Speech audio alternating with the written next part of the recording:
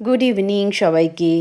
আজকে আমি একটা সুন্দর রেসিপি নিয়ে চলে এলাম তোমাদের সাথে শেয়ার করতে। সেটা হলো কচু শাকের নিরামিষের রেসিপি।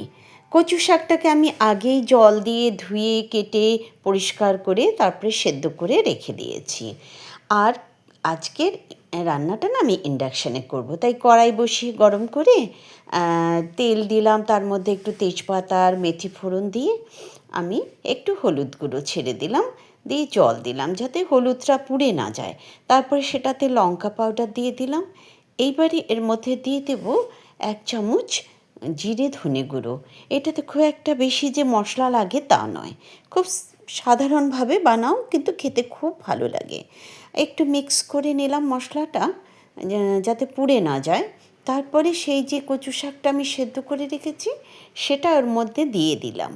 এবারে এই কচু শাকটা আমি ওই খুন্তি দিয়ে ভালো করে নাড়িয়ে দেবো যাতে মশলাটা এই কচু শাকের মধ্যে মিক্স হয়ে যায়, খুব ভালো হয় খেতে।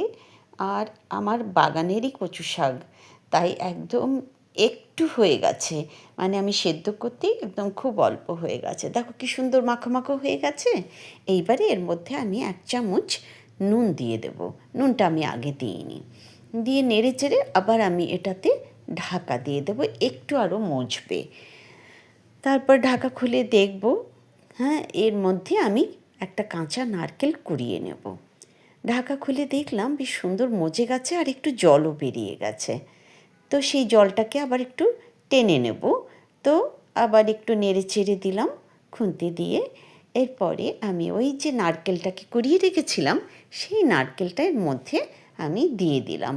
নারকেলটা দিলে না স্বাদ খুব ভালো আসে, কিন্তু ফ্রেশ কাঁচা নারকেলটাই ভাল লাগে খেতে।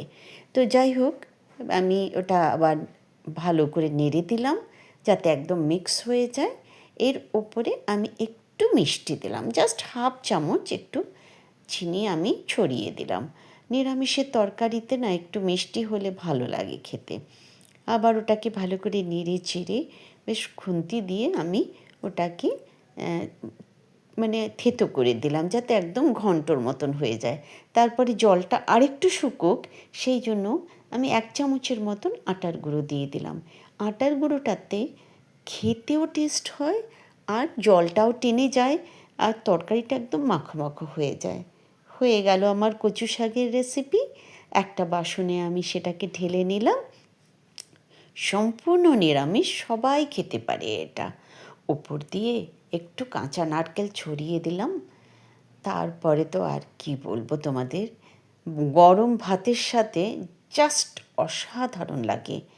এটা তোমরা বানিয়ে একবার খেয়ে দেখো আর আমাকে জানিও কে কোথা থেকে দেখছো তোমরা।